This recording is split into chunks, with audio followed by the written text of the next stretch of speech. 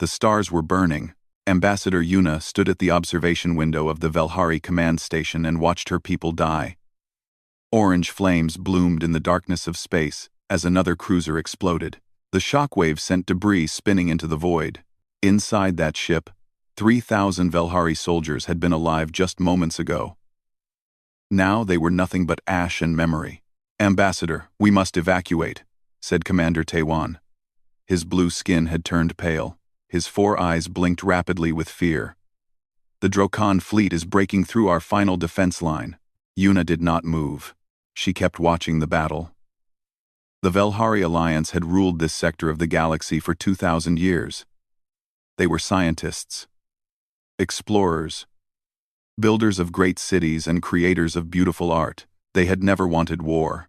But the Drokan Empire did not care about peace. The Drokan only wanted conquest. They wanted slaves. They wanted everything the Velhari had built. "How many ships do we have left?" Yuna asked. Taiwan checked his datapad. His hands were shaking. 47 combat vessels. The Drokan have over 300. Another explosion lit up the window. Yuna closed her eyes for a moment. 47 ships against 300. Those were not odds. That was a death sentence.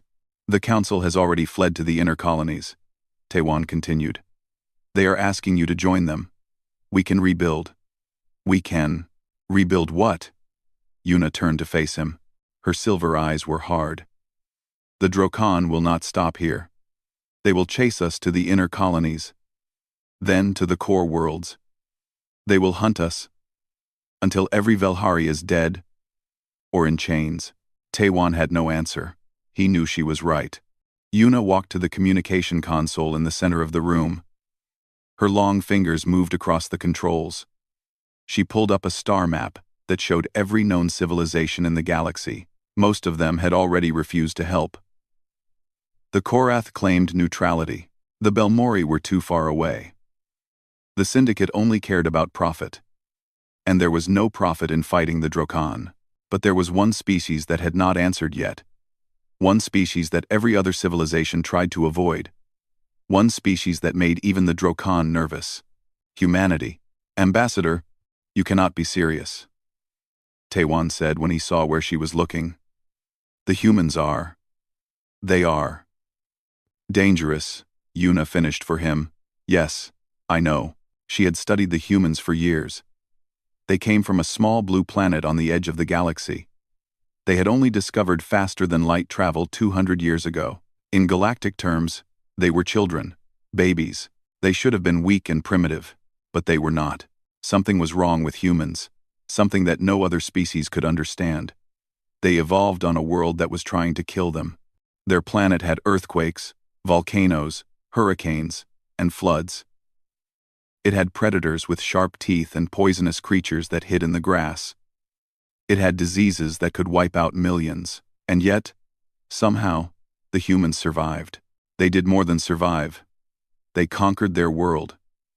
They bent nature to their will. When they finally reached the stars, the galaxy expected them to be grateful, to be humble, to follow the rules that older civilizations had established.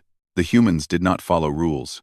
Within 50 years, they had built a fleet that rivaled the greatest powers in the galaxy. Within 100 years, they had weapons that made other species afraid to even look at their ships. And they had one warship in particular that had become legend, the Crimson Dawn. No one knew exactly what the Crimson Dawn could do. The humans kept it hidden, far from prying eyes. But there were stories. Terrible stories. Stories of entire fleets disappearing in seconds.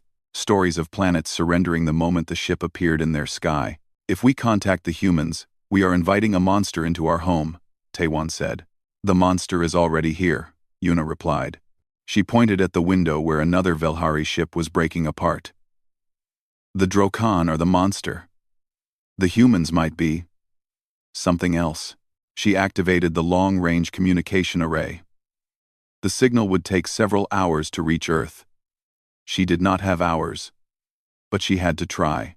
"This is Ambassador Yuna of the Velhari Alliance," she spoke into the recorder. "I am sending this message to the government of Earth. We are dying.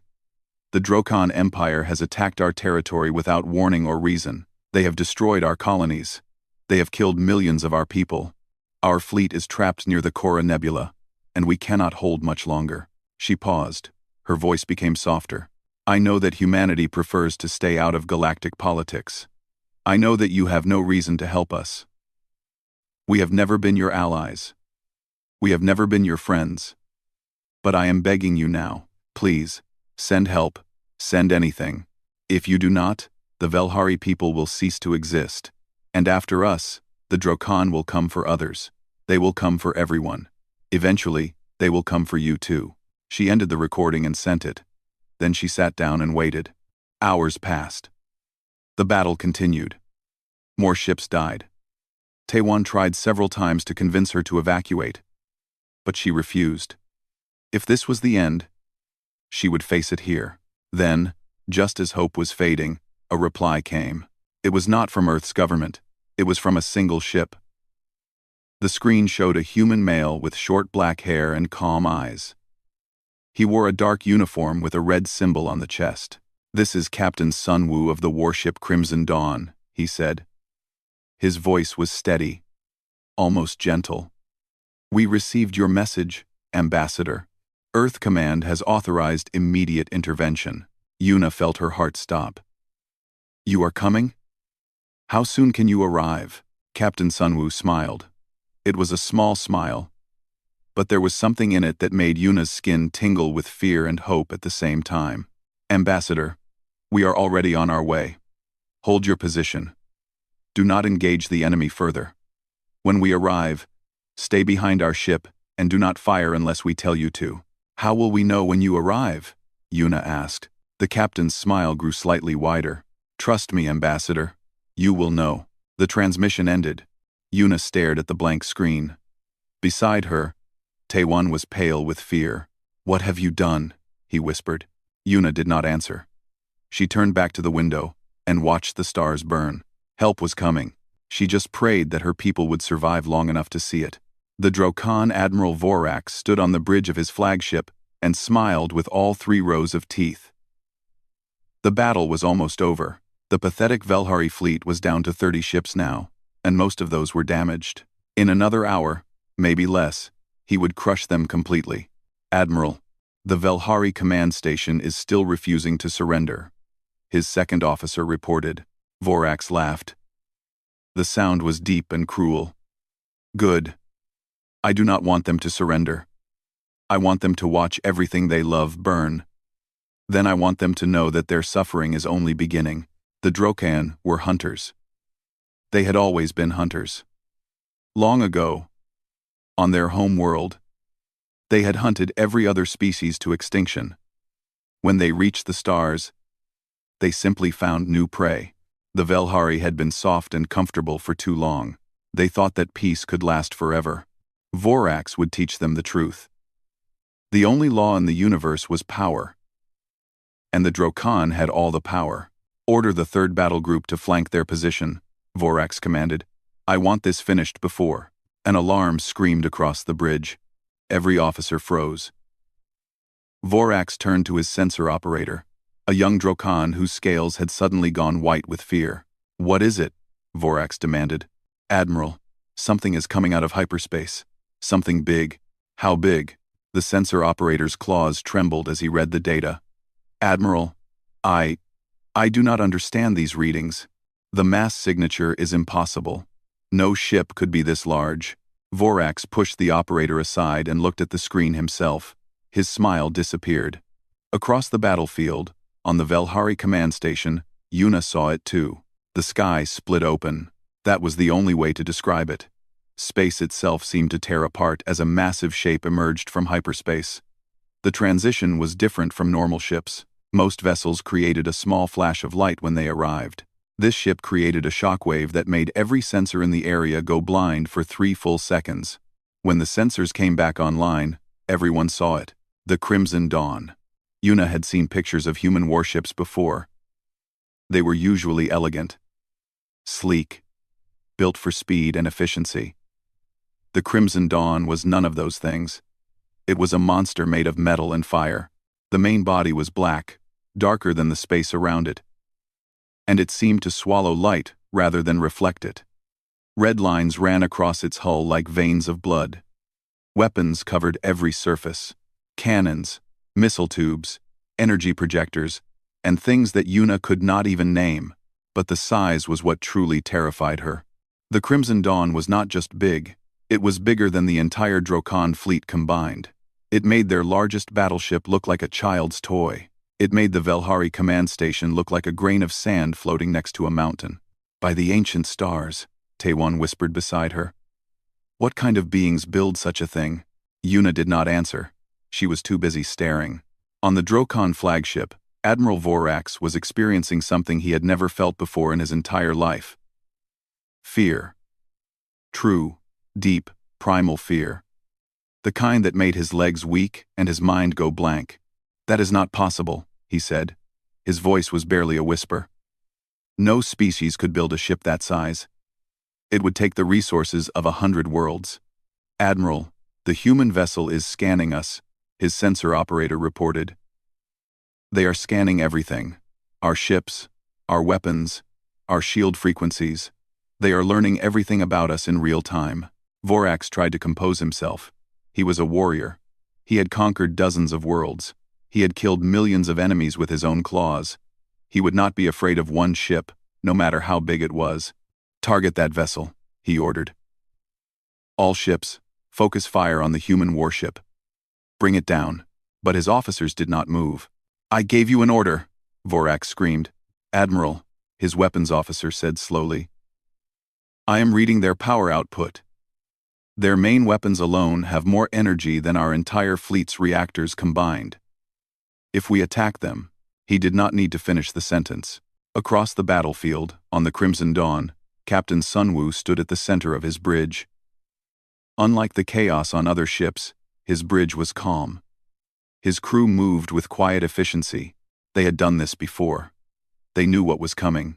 Status report, Sunwoo said calmly. All systems operational, Captain, said his first officer. A woman named Ji-Wan, with sharp eyes and steady hands. We have completed our scan of the enemy fleet. 312 Drokan vessels. Standard attack formation. Their weapons are charged and targeting us. And the Velhari? 28 ships remaining. Most are heavily damaged. Their command station is still intact, but barely. Sunwoo nodded. He looked at the main screen where the two fleets hung in space like frozen insects. The Velhari were behind him now. The Drokan were in front. Everyone was waiting. Everyone was watching.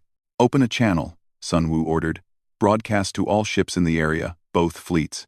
Ji-Wan pressed a button. Channel open, Captain. Sunwoo straightened his uniform and spoke. This is Captain Sunwoo of the Earth warship Crimson Dawn. I am addressing both the Velhari Alliance and the Drokan Empire. As of this moment, this battlefield is under human jurisdiction. All combat operations will cease immediately. He paused to let his words sink in. To the Velhari forces, move your ships behind us. Do not fire unless fired upon. We will protect you. Then his voice changed. It became colder, harder. To the Drokan Empire. You have attacked a species that has requested human protection. This is your only warning. Power down your weapons and withdraw from this sector. If you do not comply within the next 10 minutes, we will consider you a hostile force, and we will respond accordingly. On the Drokan flagship, Admiral Vorax heard the message. His fear was slowly turning into rage. Who were these humans to give him orders? Who were they to threaten the mighty Drokan Empire? They are bluffing, he said to his officers. One ship cannot defeat 300. It does not matter how big it is. Attack formation. All ships, prepare to fire. Admiral, are you certain? His second officer asked nervously. I am certain, Vorax growled. The humans think they can scare us with their toy. We will show them what happens to those who challenge the Drokan. He activated his own communication channel. Human Captain, this is Admiral Vorax of the Drokan Empire. We do not take orders from lesser species. Your ship is impressive, but you are outnumbered 300 to 1. Surrender now, and we might let you live as slaves. Refuse, And we will crack your ship open like an egg." The bridge was silent as they waited for a response. Captain Sun Woo's voice came through the speakers. He did not sound angry. He did not sound worried. He sounded almost sad. "Admiral Vorax, I was hoping you would be reasonable. I was hoping I would not have to do this. But you have made your choice. Remember that. When the fire comes, remember that you chose this." The channel went dead. Vorax smiled with confidence he did not truly feel. "All ships, fire at will. Destroy them." 300 Drokan warships opened fire. On the Velhari command station, Yuna watched the barrage of missiles and energy beams fly toward the Crimson Dawn. It was the most devastating attack she had ever seen. Enough firepower to destroy a planet. Then the Crimson Dawn did something impossible. It did not dodge. It did not raise shields. It simply sat there and let the attack hit, and nothing happened. The missiles exploded against its hull. The energy beams splashed across its surface. But the ship did not move. It did not shake. It did not even seem to notice. "By the stars," Taewon breathed. "What is that ship made of?" Yuna shook her head in disbelief. On the Crimson Dawn's bridge, Jiwon checked her readings. "Minimal damage, Captain. Their weapons cannot penetrate our outer armor." Sunwoo nodded slowly. His eyes were sad but determined. "That was their chance," he said quietly. "Begin primary weapons sequence." The Crimson Dawn started to glow, and Admiral Vorax finally understood his mistake. The Crimson Dawn glowed like a star being born. Admiral Vorax watched through the main screen as the red lines along the human ship's hull began to pulse with terrible light. Energy readings spiked across every sensor on his bridge. Numbers climbed so high that the displays could not keep up. Warning alarms screamed from every station. "Admiral, their power output is increasing," his sensor operator shouted. "It is beyond our measurement capacity." "Admiral, I do not know what they are doing, but—" "Evasive maneuvers," Vorax screamed. "All ships, scatter formation. Move." But it was too late. The Crimson Dawn fired. Yuna could not describe what she saw. It was not like normal weapons fire. There were no missiles, no beams. Instead, the entire front section of the human warship seemed to open up like a flower made of death. A wave of pure energy exploded outward in a perfect sphere. It moved faster than anything should be able to move. Faster than light. Faster than thought. The first line of Drokaean ships simply vanished. They did not explode. They did not break apart. They were there one moment and gone the next. 50 warships erased from existence in less than a second. The energy wave kept moving. It passed through the second line of Drokan ships. Same result, gone. Wiped away like drawings on sand being swept by a wave. Then, as suddenly as it started, the wave stopped. It had destroyed exactly 100 Drokaean vessels. No more. No less. The remaining 200 ships floated in space, untouched but paralyzed with fear. On the Crimson Dawn's bridge, Captain Sunwoo watched the carnage with no expression on his face. He had done this before. He would probably do it again. It never got easier. "Primary weapon fired at 20% capacity," Jiwon reported. Her voice was professional, but Sunwoo could see the tension in her shoulders. She did not enjoy killing either. None of them did. 100 enemy vessels destroyed. No survivors detected. "Open a channel to the remaining Drokan ships," Sunwoo ordered. The channel opened with a soft beep. "Admiral Vorax," Sunwoo said slowly, "you just witnessed a fraction of what this ship can do. 100 of your vessels are gone. I used 20% of one weapon system. I have 12 weapon systems." He let that sink in. "You still have 200 ships. You still have over 1 million soldiers under your command. They can all go home to their families tonight. Or they can die here. In the dark. Far from everyone they love. The choice is yours." On the Drokaean flagship, Admiral Vorax was not moving. He stood frozen at his command station, staring at the screen. Around him, his bridge crew was in chaos. Officers were shouting, crying, praying to gods that Vorax had never believed in. 100 ships, gone in 1 second. 20% power. His mind could not process it. His entire understanding of warfare, of power, of reality itself had just been shattered. The Drokon had conquered half the galaxy. They had never lost a major battle. They had never faced an enemy they could not defeat. Until now. "Admiral," his second officer said weakly. "What do we do?" Vorax did not answer immediately. Pride and survival fought a war inside his head. The Drokon did not retreat. The Drokon did not surrender. It was against everything he believed in, everything he had built his life around. But his soldiers were dying. His empire was watching. If he continued this fight, there would be no Drokon fleet left.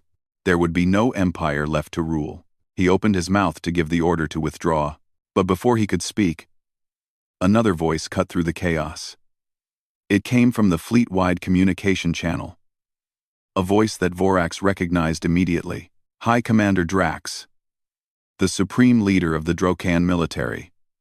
He was speaking from the home world, light years away, but his words carried the weight of absolute authority.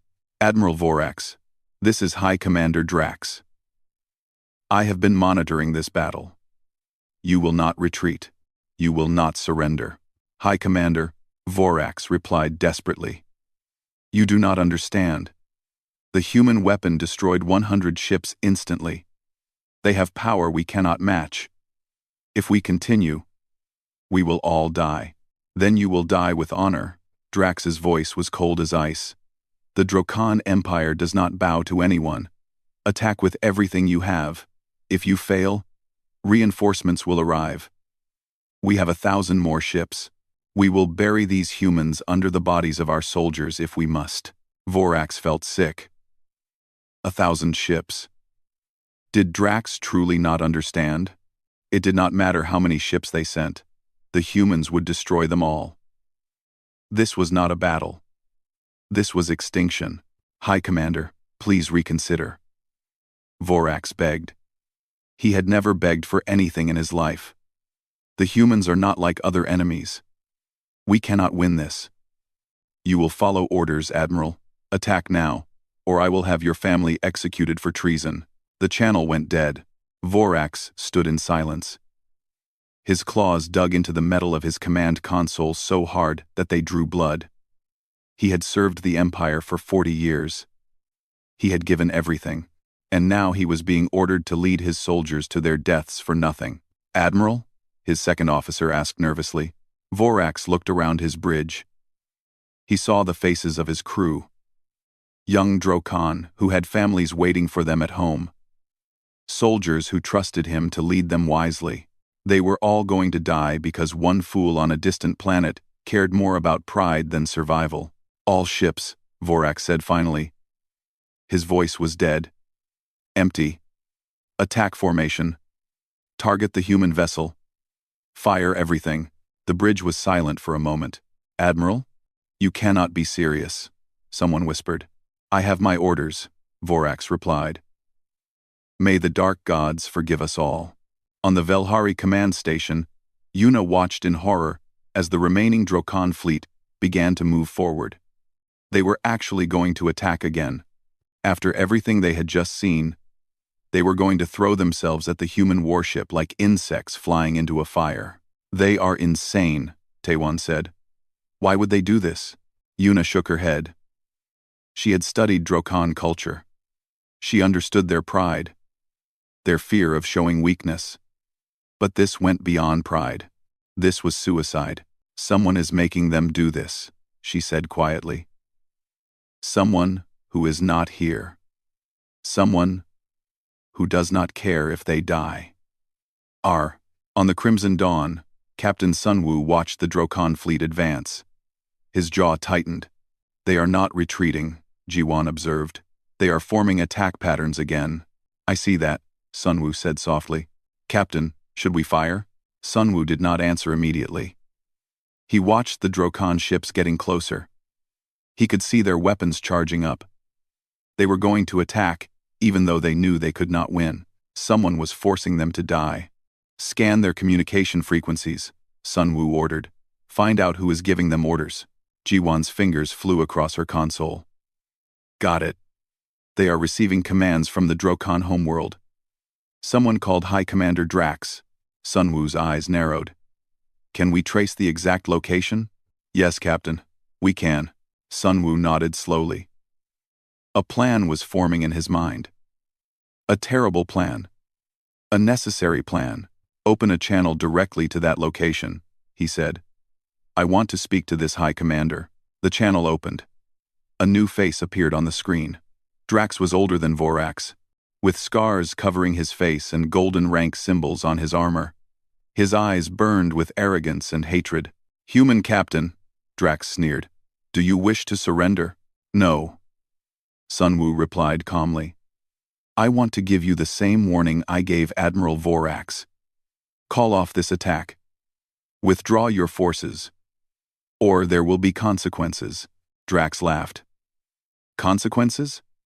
You are one ship. We have unlimited resources. Kill this fleet, and we will send another. And another. And another. Eventually, you will run out of power. You will run out of luck. And then we will feast on human flesh. Sunwoo listened to the threat without expression. Very well, he said when Drax finished. I gave you a chance. Remember that. What can you do from there, human? You cannot touch me. I am on the home world, protected by planetary shields and orbital defenses. Sunwoo smiled. It was not a warm smile. High Commander Drax, in exactly 30 seconds, I am going to fire one of our secondary weapons at your precise location. You are going to watch it cross the distance between us faster than you can blink, and then you are going to make a choice. You can call off this attack and save what remains of your fleet. Or you can die, right there in your command center, along with everyone around you. Drax's confident expression flickered for just a moment. You are bluffing. No weapon has that range. 25 seconds, Sunwoo replied. The channel stayed open.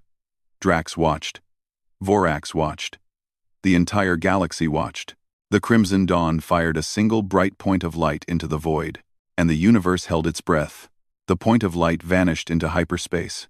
For exactly 3 seconds, nothing happened. Admiral Vorax stared at his sensors. The Velhari watched from their damaged station. The entire battlefield held its breath. Then, light years away, on the Drokon homeworld, High Commander Drax saw something appear in the sky above him. It was small, barely visible.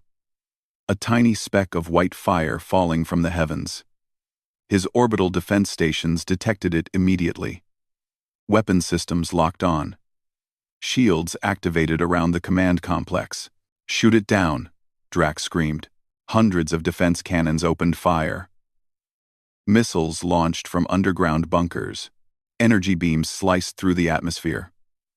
Everything the Drokon had built to protect their world concentrated on that single falling star. None of it mattered. The projectile passed through shields like they were made of paper. It dodged missiles without slowing down. It absorbed energy beams without taking damage. It kept falling, getting brighter and brighter, until it was the only thing anyone could see. Drax had one final moment of clarity. He understood, at last, what the humans truly were. They were not just another species. They were not just another enemy to conquer. They were something the galaxy had never seen before. Something that should not exist. The projectile hit the ground exactly where Drax was standing, but it did not explode. Instead, it created a perfect circle of absolute destruction around the command center. Everything within 1 kilometer simply ceased to exist. Buildings, vehicles, soldiers, weapons, all gone. But beyond that circle, everything was untouched. The weapon had been precise, surgical. It had killed exactly who it was meant to kill, and no one else. Back at the battlefield, Admiral Vorax watched his screen in horror as the life signs from the homeworld command center went dark. Drax was dead. The entire High Command was dead. The people who had ordered him to fight had been erased in an instant. The human captain's voice came through the speakers. High Commander Drax is no longer giving orders, Sunwoo said calmly. Admiral Vorax, Command of your fleet now falls to you. You have seen what we can do up close. You have seen what we can do from across the galaxy. There is nowhere in this universe where you are safe from us. Now I am asking you one more time. Stand down. Vorax did not hesitate. All ships, power down weapons, he ordered. His voice was steady but defeated. Raise surrender flags. Do not fire on the human vessel. The battle is over. His second officer stared at him. Admiral, the Empire will never forgive this. The Empire nearly died today because of one fool's pride, Vorax replied bitterly. I will not make the same mistake. Tell the crews to prepare for inspection. We surrender. Completely. Across the Dracon fleet, weapons powered down. Ships stopped moving. Surrender signals broadcast from every vessel. 200 warships, each one capable of destroying entire cities, went silent. On the Velhari command station, Yuna collapsed into her chair. Her legs would not hold her anymore. Around her, officers were crying with relief. Some were laughing, others were simply staring in shock at what they had witnessed. It is over, Taewon said in disbelief. It is actually over. Not yet, Yuna replied. She was watching the crimson dawn on her screen. The massive ship had not moved since it arrived. It floated in space like a sleeping giant, red lights pulsing slowly along its hull. This is just the beginning. She was right. Captain Sunwoo's voice came through the Velhari communication system. Ambassador Yuna, please prepare to receive a diplomatic shuttle. We have much to discuss. 20 minutes later, a small transport ship landed in the command station's docking bay. Yuna waited with Taewon and a group of guards. Her hands were shaking slightly. She tried to hide it. The shuttle's door opened, and Captain Sunwoo stepped out. He was shorter than Yuna had expected. Humans were generally smaller than Velhari, but seeing him in person made the difference obvious. He had dark hair cut short and calm brown eyes that seemed to look right through her. He wore a simple dark uniform with the red symbol of Earth's fleet on his chest. 2 guards followed him. Both were human women, tall and serious, with weapons at their sides, but they did not seem hostile. They simply watched and waited. Ambassador Yuna, Sunwoo said with a slight bow. It is an honor to meet you in person. The honor is mine, Captain. Yuna returned the bow. You saved my people today. I do not have words to express our gratitude. Tell her mine. And I do ein. I really larded Bia. Klom into the 5. The honor is signed that why. The honor is mine. Klom into the Potapon. Captain Bia Bo. Sunwoo's expression softened slightly. I wish we could have arrived sooner. You lost many ships, many lives. We would have lost everything without you. Yuna gestured for him to walk with her. They moved through the corridors of the station, past damaged walls and exhausted soldiers. May I ask you something, Captain? Of course. Why did you come? Earth has no treaty with the Velhari. We have never been allies. Some would say we have barely been acquaintances. You had no obligation to help us. Sunwoo was quiet for a moment. When he spoke, his voice was thoughtful. Humans have a complicated history, Ambassador. We spent most of our existence fighting each other. Wars over land, wars over religion, wars over ideas. We killed millions of our own kind, for reasons that seem foolish now. We nearly destroyed our planet more than once. He paused at a window that looked out into space. The wreckage of Dracon ships floated in the distance, dark and silent. When we finally reached the stars, we promised ourselves that we would be different. We would not conquer. We would not invade. We would mind our own business and let the galaxy sort itself out. But you came anyway, Yuna said.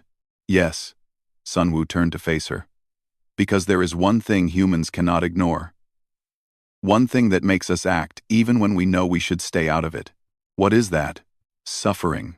The word hung in the air between them. When we received your message, Ambassador, we heard the fear in your voice. We saw the desperation. You were not asking us to fight your enemies. You were asking us to save your people. And humans. We cannot look away from that.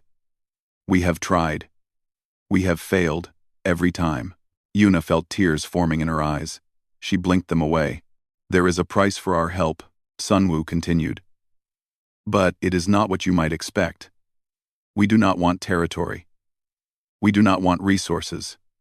We do not want to rule you or add you to some human empire. Then what do you want? We want you to remember.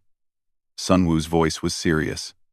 We want you to remember what happened here today. We want you to tell your children, and their children, that when the Velhari were dying, humanity came. Not for profit, not for power, but because it was the right thing to do. He smiled slightly. And maybe, someday, when another species is in trouble, you will do the same for them. That is how we make the galaxy better. One act of kindness at a time. Yuna stared at him. She had expected many things from the humans. She had expected demands, conditions, threats. She had not expected this. You are not what I thought you would be, she said finally. Nobody ever thinks we are, Sunwoo replied. That is probably a good thing. Outside the window, the crimson dawn floated in silence. Its weapons were dark. Its lights were dim. It looked almost peaceful now, like a guardian watching over sleeping children. The galaxy had fallen silent when humanity's warship arrived. But the silence was not fear. It was respect. And somewhere, in the ruins of the Drokan Command Center, the survivors were beginning to understand that the universe had changed forever. 3 months passed. The galaxy transformed in ways no one had predicted. The Drokan Empire, once the most feared military power in known space, surrendered completely within 2 weeks of the Battle of Korra Nebula. Without High Commander Drax and his loyalists, the remaining leadership chose survival over pride. They signed treaties that reduced their fleet to a fraction of its former size. They released every slave they had ever taken. They paid reparations to every species they had conquered. The universe watched in stunned silence as the great predators became humble neighbors. On the Velhari homeworld of Timar, spring had arrived. Purple flowers bloomed across the capital city. Children played in parks that had been closed for months during the war. Life was returning to normal, slowly but surely. Ambassador Yuna stood on the balcony of the Great Council Hall, looking out at her restored world. The sky was clear today. No warships, no fires, no death falling from above. Just clouds, and sunlight, and peace. You look troubled, a voice said behind her. She turned to see Captain Sunwoo walking toward her. He was not wearing his military uniform today. Instead, he wore simple civilian clothes, dark pants, and a gray jacket. He looked smaller without the symbols of authority. More human, in a way. Not troubled, Yuna replied. Thoughtful. There is a difference. There usually is. Sunwoo joined her at the railing. Together they watched the city below. I came to say goodbye. The Crimson Dawn is leaving tomorrow. Earth needs us elsewhere. Another war? Not yet. Just patrols. Showing the flag. Reminding people that we are watching. He smiled slightly. It is less exciting than it sounds. Mostly, we sit in space and wait for nothing to happen. Yuna nodded slowly. I have been thinking about what you said. About remembering. About passing on kindness. Ah, have you reached any conclusions? I have. She turned to face him fully. The Velhari Council has voted to establish a new policy. We are calling it the Crimson Protocol. Sunwoo raised an eyebrow. That sounds ominous. It is not meant to be. Yuna smiled for the first time in months. The protocol states that whenever another species sends us a distress call, we will answer. No matter who they are, no matter what they have done to us in the past, we will come. Even if it puts you at risk, especially then. Yuna looked back at the city. You showed us something, Captain. You showed us that power means nothing if you do not use it to help others. We spent 2,000 years building an empire of science and art, but we forgot the most important thing. We forgot how to be brave for others. Sunwoo was quiet for a moment. When he spoke, his voice was soft.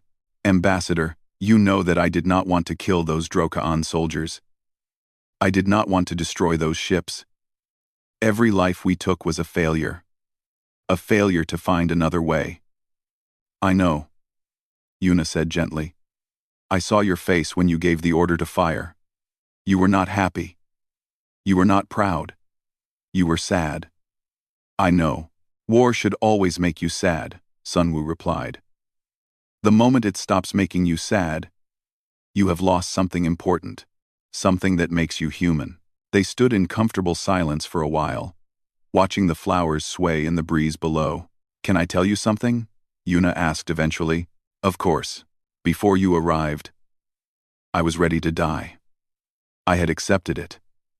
I thought that the Velhari were finished, and I just wanted to face the end with dignity.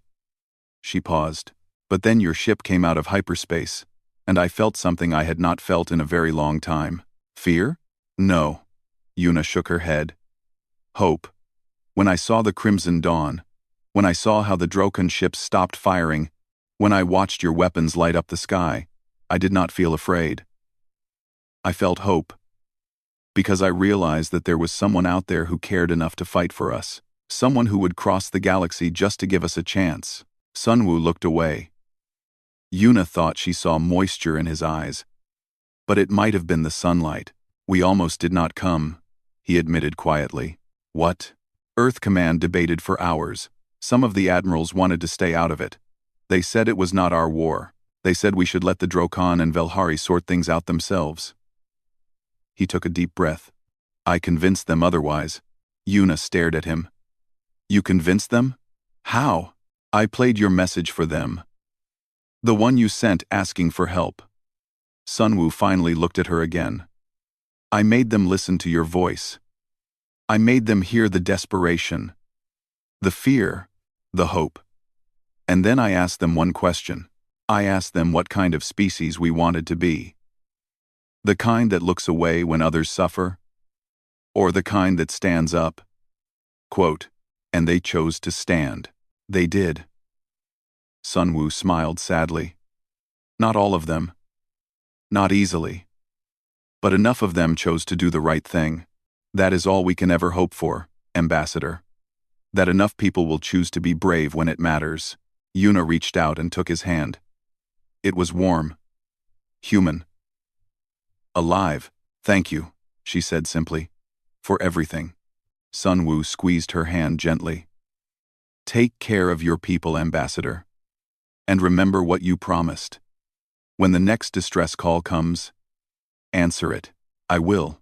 He released her hand and stepped back. One more thing.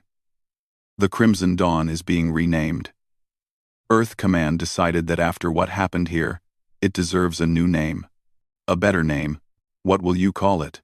Sunwoo smiled. The Velhari Dawn. To remind us why we fight.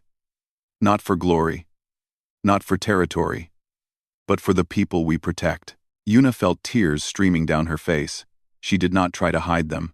I will tell my children about you, she said. And they will tell their children. For as long as the Velhari exist, we will remember the humans who came to save us. We will remember the ship that made the galaxy fall silent, and we will remember the captain who taught us how to be brave. Sunwoo bowed one final time. Goodbye, Ambassador. Until we meet again. He turned and walked away. Yuna watched him go until he disappeared into the building. Then she turned back to the balcony and looked up at the sky. Somewhere up there, the stars were burning. But they were not burning with war anymore. They were burning with hope. The next morning, the Velhari Dawn left orbit. Yuna stood at the same window in the Great Council Hall and watched it go. The massive ship moved slowly at first. Then faster still. A flash of light. And it was gone. The sky was empty again, but it was not lonely. Because Yuna knew, deep in her heart, that if she ever called out for help again, someone would answer. Someone would come. The galaxy was vast and cold and full of dangers. But it was not empty. There were people out there who cared. People who would fight for strangers they had never met. People who would cross the universe just to say, you are not alone. Humans. Strange, impossible, wonderful humans. Yuna smiled and went back to work. There was a galaxy to rebuild. And now, for the first time in a long time, she believed they could actually do it. The galaxy fell silent when humanity's warship arrived. But the silence did not last, because humanity had taught them all a new song, a song of hope, a song of courage, a song that would echo through the stars forever.